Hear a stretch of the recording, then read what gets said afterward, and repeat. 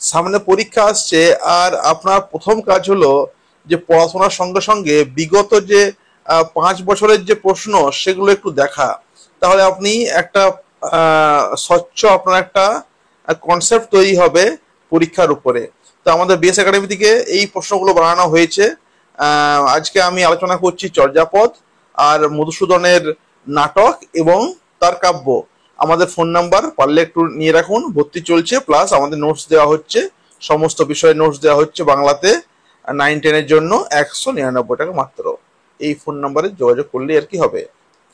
তো এই সমস্ত প্রশ্নগুলো কিন্তু পরীক্ষায় আসবে, মানে এমনি প্রশ্ন আর কি আসবে। যদি আপনি বলেন যে স্যার আমাকে এই পিরিয়ডটা দিন, আমি আপনাকে পিরিয়ডটা দিয়েও দেবো আর কি। দেখুন এরকম প্রশ্ন বেশ আসবে যে এই চর্যাপদের কনিষ্ঠ কবি কে, বা কোন অবাঙালি পণ্ডিত চর্যাপদ নিয়ে গবেষণা করেছেন। আসলে আগে কি হতো, আগে শুধু আসতো চর্যাপদ কে আবিষ্কার করেছেন, চর্যাপদ কোথা থেকে আবিষ্কার করা হয়েছে, এই সমস্ত সহজ প্রশ্ন আসতো। কিন্তু এই বছর প্রশ্নগুলো অমনি সহজ হবে না, প্রশ্নগুলো বেশ কিন্তু হার্ড হবে। তাই একটু সতর্ক থাকবেন প্রশ্ন সম্পর্কে। এরপর চর্যাপদের পুঁথি কোন হরফে লেখা, চর্চা শব্দের অর্থ কি।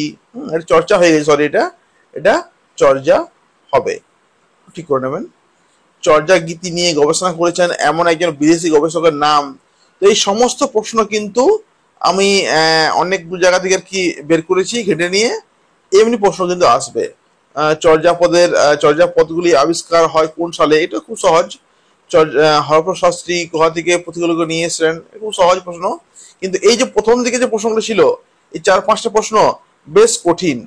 হুম।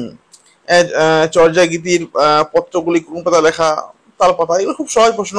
কিন্তু সহজের মধ্যেও অনেক সময় কি হয় আমাদের স্কিপ হয়ে যায়, এগুলো কিন্তু একটু বাড়িতে আপনি পড়বেন।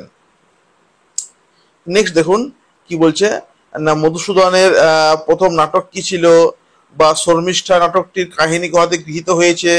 এই প্রশ্নগুলো কিন্তু বাড়িতে আপনি তৈরি করুন, এমনি কিন্তু পরীক্ষা প্রশ্ন আসবে। ঠিক এমনি প্রশ্ন কিন্তু আসবে। পদ্মাবতী নাটকটি কোথা থেকে নেওয়া হয়েছিল, কৃষ্ণকুমারী নাটকটি কোথা থেকে গৃহীত হয়েছে, কৃষ্ণকুমারী নাটকটির প্রকাশকাল কত। পরীক্ষাতে এভাবে প্রশ্ন কিন্তু আসে। বা ভগ্ন শিব মন্দির প্রহসনের পরে কি নাম হয়, বুড়ো শালিকের ঘাড়েরও কোন সালে প্রকাশিত হয়, দ্য ক্যাপটিভ লেডি কাব্যটি মধুসূদনের কি নামে প্রকাশ হয়েছিল, মধুসূদন প্রথম কাব্যগ্রন্থের নাম কি।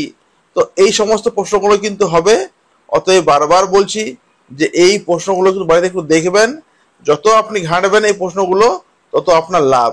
আর যদি চাইছেন যে আমি পিডিএফটা নেব, আমাকে এখন এই নাম্বারে হোয়াটসঅ্যাপ করুন, আমি আপনাকে পিডিএফটা দিয়ে দিচ্ছি। ক্লিয়ার? ভালো লাগলে লাইক করবেন, সাবস্ক্রাইব করবেন, সঙ্গে থাকবেন বিএস একাডেমিতে। Thank you.